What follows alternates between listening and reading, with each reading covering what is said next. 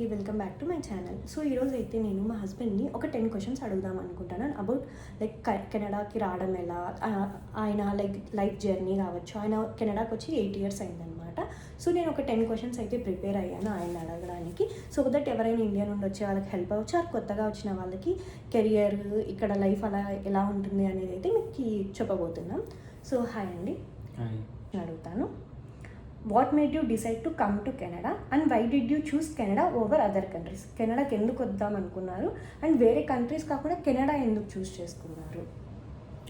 ఇనిషియల్గా అయితే నేను యుఎస్ అనుకున్నాను, బట్ అక్కడ చాలా వీసా ఇష్యూస్ అవి ఇవి అండ్ చాలా నెగిటివిటీ రన్ అవుతుంది అన్నమాట. కెనడా బెటర్ అనిపించింది అండ్ పిఆర్ ఆపర్చునిటీస్ కూడా కొంచెం ఫ్లెక్సిబుల్గా ఉంటాయి, మంచి జాబ్ ఉంటాయని చెప్పేసి చాలామంది అనేసరికి ఇక్కడికి కెనడా నేను చాయిస్ కింద పెట్టుకొని స్టార్ట్ చేసిన ప్రాసెస్. సో మీ ఫస్ట్ ప్రిఫరెన్స్ అయితే యూఎస్ యాక్చువల్గా?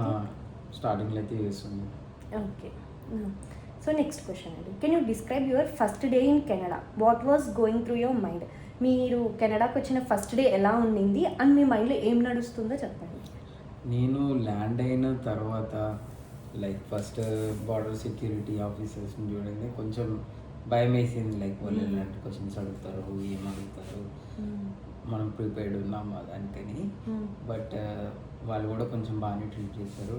సింపుల్ క్వశ్చన్స్ అడిగారు, ఎలా ఉండబోతున్నారు, బేసిక్గా నీకు ఒక అకామిడేషన్ ఉందా లేదా, ఏదా ర్యాండమ్గా వచ్చేసి ఇబ్బంది పడతారా అన్నట్టు వాళ్ళు చూస్తారు అన్నమాట. తర్వాత బయటికి రాగానే ఇంకా నాకు బేసిక్గా నేను ఆన్లైన్లో ఒకరితోటి మాట్లాడి రైడ్ సెట్ చేసుకున్నా ఇంటికి వెళ్ళడానికి. అతను వస్తాడా రానా అనేది పెద్ద భయం నాకు, ఆయన రాకపోతే ఏం చేయాలో కూడా తెలియదు నాకు. ఓకే, సో మీరైతే క్యాష్ తెచ్చుకున్నారా ఇండియా నుండి, లేకపోతే అకౌంట్ ఉంటుందా ఫస్ట్లోనే? అది ఒకసారి డీటెయిల్. ఓకే, సో నేనైతే క్యాష్ తెచ్చుకున్నాను. ఫస్ట్ టైం విజిటర్స్ ఎవరైనా క్యాష్ క్యారీ చేయడం మంచిది నా సజెషన్ అయితే. లైక్ డిఫరెంట్ ప్రొవైడర్స్ ఉంటారు మీకు, థామస్ కుక్, వెస్టర్న్ యూనియన్ నాకు తెలిసి, వీళ్ళంతా మీకు క్యాష్ విత్డ్రా చేసి ఇస్తారు ఇండియన్ రూపీస్ ఇస్తే. సో నువ్వు అట్లీస్ట్ ఒక $1,000 to $1,500 చేతిలో క్యాష్ పెట్టుకుంటే ఎనీ సిచ్యువేషన్లో కొంచెం సర్వైవ్ అవ్వగలుగుతావు. అంటే లైక్ నువ్వు అన్ని సెటప్ చేసుకొని ఒక ఇంటికి వెళ్ళి అకౌంట్స్ ఓపెన్ చేస్తారు, కొంచెం టైం పడుతుంది.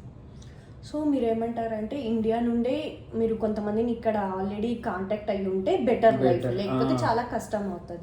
డెఫినెట్లీ నువ్వు వచ్చే ముందే నీకు ఆల్రెడీ ఒక అకామిడేషన్ సెట్ అయిపోయి ఉండాలి.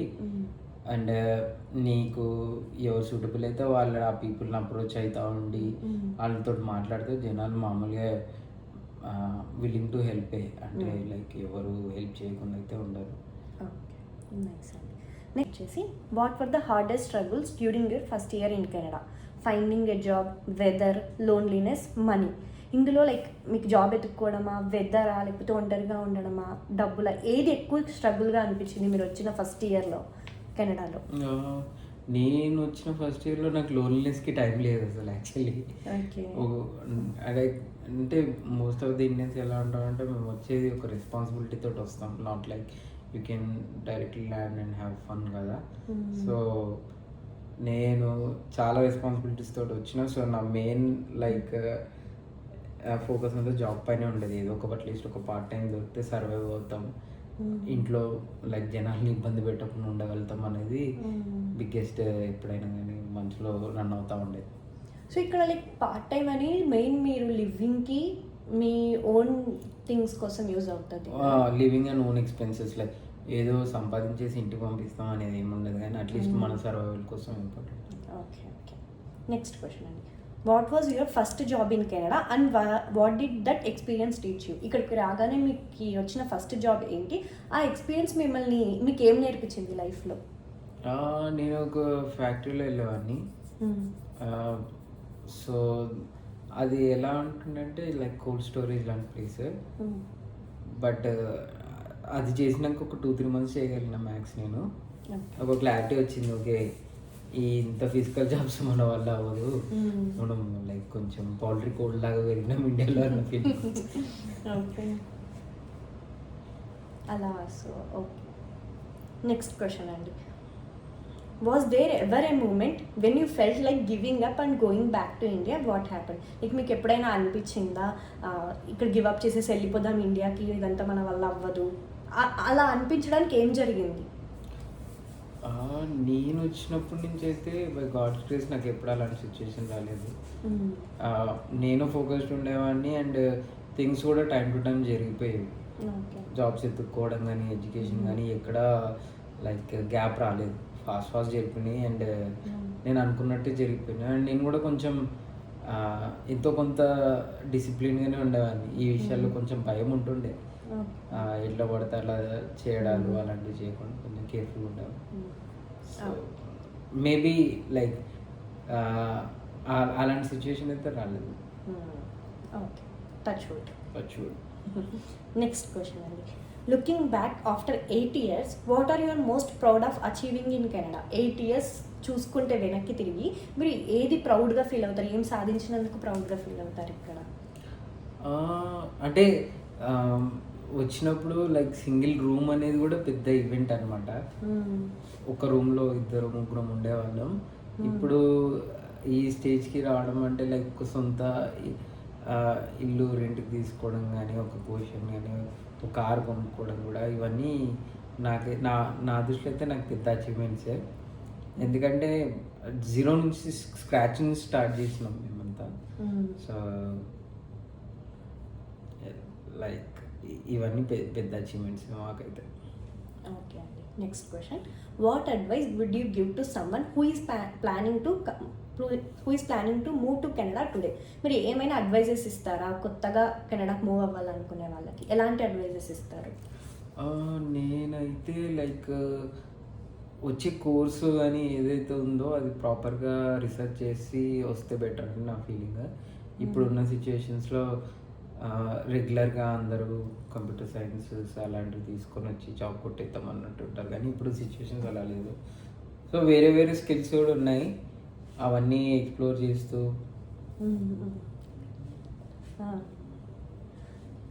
ట్రేడ్ జాబ్స్ ఉంటాయి అండ్ డిఫరెంట్ ఉంటాయి అనమాట. కెనడాలో లైక్ తొందరగా పిఆర్ వచ్చే ఆపర్చునిటీస్ కూడా ఉంటాయి. అలాంటివన్నీ ఎక్స్ప్లోర్ చేసుకొని నీకేది బెటర్ వర్కౌట్ అవుతుందో అది చూసుకొని వస్తే కొంచెం బెటర్. నెక్స్ట్ క్వశ్చన్ అండి. How has Canada changed you as a person compared to who you are before moving here? Canada మిమ్మల్ని ఎంత మార్చింది మీరు ఇండియాలో ఉన్నప్పుడు కంటే? ఇక్కడికి వచ్చాక ఏం మారింది మీలో? మీకు ఏమనిపిస్తుంది అలా? నాకైతే కొంచెం లేజినెస్ తగ్గినట్టు అనిపిస్తుంది. ఎందుకంటే ఇండియాలో ఉన్నంత లేజీ ఇక్కడ ఉంటే పనులు చేయడం మనకు. పొద్దున్న లేచినప్పటి నుంచి నువ్వు పరిగెత్తు ఏదో ఒకటి చేస్తూనే ఉండాలి, లేకపోతే నీకు టైం సరిపోదు. నీ పని నువ్వే చూసుకోవాలి అండ్ నీకు ఎవరు ఉండరు ఇక్కడ. సో ఆ డిసిప్లిన్ అయితే నీకు వచ్చేస్తుంది లైక్ విత్ ఇన్ 1 yearలో. నువ్వు లేదు మనకు మనమే చేసుకోవాలి, లేకపోతే వెనుక పడిపోతాం అన్నట్టు ఉంటుంది.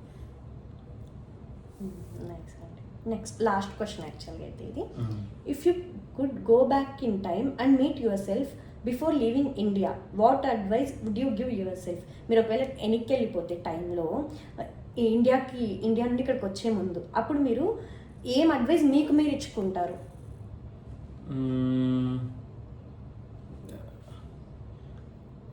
ప్రాబబ్లీ నేను పీజీ డిప్లొమా చేశాను. సో నేనైతే ఇంకొంచెం గ్రేడ్స్ బెటర్గా చేసి మాస్టర్స్ లాంటివి చేయాలనుకునేవాడిని ఒకవేళ నాకు ఛాన్స్ ఉంటే. ఓకే అండి. సో నేనైతే ఇది ఒక పర్సనల్ క్వశ్చన్ కైండ్ ఆఫ్. మీరు ఇప్పుడు ఈ పార్ట్ టైం జాబ్స్ అనేది ఇక్కడ ఇంత ఫేమస్ అండ్ ఇంత చేస్తారు కదా, ఇండియాలో ఇలా పార్ట్ టైం జాబ్ చేస్తారు చదువుకుంటూ అంటే దాన్ని అంత మంచిగా ట్రీట్ చేయలేరు. బట్ ఇప్పుడు జెప్టోస్, స్విగ్గీస్ ఇవన్నీ రావడం వల్ల చాలా మందికి ఛాన్స్ వచ్చింది. సో మీ ఒపీనియన్ ఏంటి? మీరు ఉండే టైంలో కూడా ఇవన్నీ వచ్చి ఉంటే బెటర్ అనుకుంటారా, లేదా అలా చేయడం బెటరేనా, లేదా చేయకుండా ఉంటే బెటర్? మీ ఒపీనియన్ ఏంటి అసలు దాని మీద?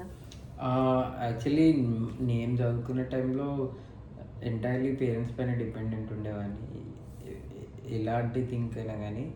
సో ఇప్పుడు వచ్చిన జనరేషన్స్ చాలా బెటర్. లైక్ ఇండియాలో కూడా ఇంకా డిగ్నిటీ ఆఫ్ లేబర్ అని అంటారు కదా, ఇక్కడ బాగుంటుంది. అది ప్రొఫెషన్స్తో సంబంధం లేదు, అందరికి రెస్పెక్ట్ ఇవ్వాలి, ప్రాపర్గా చూడాలన్నట్టు ఉంటుంది. మ్మ్. అది కూడా ఇండియాలో వస్తే బాగుంటుంది. లైక్ పలానా పర్సన్ లైక్ తన పర్సనల్ స్టఫ్ కోసం పని చేసుకోవడంలో తప్పేం లేదు. మ్మ్. అవును. ఆ, నేను ఒకవేళ నాకు ఛాన్స్ ఉంటే డెఫినెట్లీ నేను కూడా చేస్తాను. మ్మ్. నాకు కొనుక్కోవాలని ఉంటుంది, తిరగాలని ఉంటుంది, ప్రతి చిన్న వాటిని ఇంట్లో అడగలేం కాబట్టి మ్మ్. స్టూడెంట్స్ కూడా మంచి ఛాన్స్ అది. ఓకే. అలాంటి ఎకనామీలో ఉండడం కూడా అదృష్టం ఈ టైంలో. సో ఇప్పుడు మీరు 8 ఇయర్స్ ఇక్కడ ఉన్నారు. మీరు ఇండియా నుండి ఎక్కువగా మిస్ అయ్యే థింగ్స్ ఏంటి? ఇండియా నుంచి అఫ్ కోర్స్ ఫ్యామిలీ, బట్ ఇక్కడ నేను ఫ్యామిలీ సెటప్ చేసుకున్నా కాబట్టి ఇప్పుడు Like కొంచెం నేను వచ్చాను guys ఆ, ఇప్పుడు నాకు అంత దిగులేం లేదు. మెల్లగా పోయే కొద్దీ పేరెంట్స్ని కూడా అప్పుడప్పుడు తెచ్చుకోవచ్చు అన్న కాన్ఫిడెన్స్ వచ్చింది కాబట్టి ఇంకా మీ ఫుడ్ కూడా అన్నీ ఇక్కడ దొరికిపోతూ ఉన్నాయి. కానీ లైక్ సమ్మర్స్ మిస్ అవుతాను. Summers in the sense like ఎప్పుడు ఆ క్లైమేట్ మిస్ అవుతాను, ఇండియన్ క్లైమేట్. ఇక్కడ ఓన్లీ నువ్వు 5 to 6 months కొంచెం ప్రశాంతంగా బయట తిరుగుతావు, తర్వాత ఇంకా చాలా డిప్రెసింగ్ మంచి మొత్తం. మొత్తం స్నో. ఇంకేమైనా చెప్పాలనుకుంటున్నారా? ర్యాపప్ చేశారు ఇంకా అంతే బేసిక్. లైక్ మీ ఓన్ ఇక ఏమైనా చెప్పాలి అనుకుంటున్నారా? ఏమైనా అడ్వైజెస్ అడ్వైజెస్ ఆల్రెడీ ఇచ్చాము ఒకటి, మరీ ఎక్కువ ఇస్తే వాళ్ళు కూడా బోర్ పడుతుంది. So okay. చాలా ఓకే గైస్, ఇంతటితో అయితే ఈ వీడియో ఎండ్ అయిపోయింది. మీకు ఇంకా ఎలాంటి డౌట్స్ ఉన్నా, ఏమైనా కన్సల్టెన్సీ గురించి తెలుసుకోవాలనుకున్నా, ఏమైనా కావాలంటే మీకు కామెంట్ చేయండి, లైక్ చేయండి, షేర్ చేయండి, సబ్స్క్రైబ్ చేయడం మర్చిపోకండి. మీరు కూడా చెప్పండి, నా ఛానల్ని సబ్స్క్రైబ్ చేసుకోండి. మా వైఫ్ ఏదో ట్రై చేస్తుంది, దానికి కొంచెం సపోర్ట్ చేయండి మీరు కూడా. థ్యాంక్ యూ అండి, thank you. Okay guys, bye.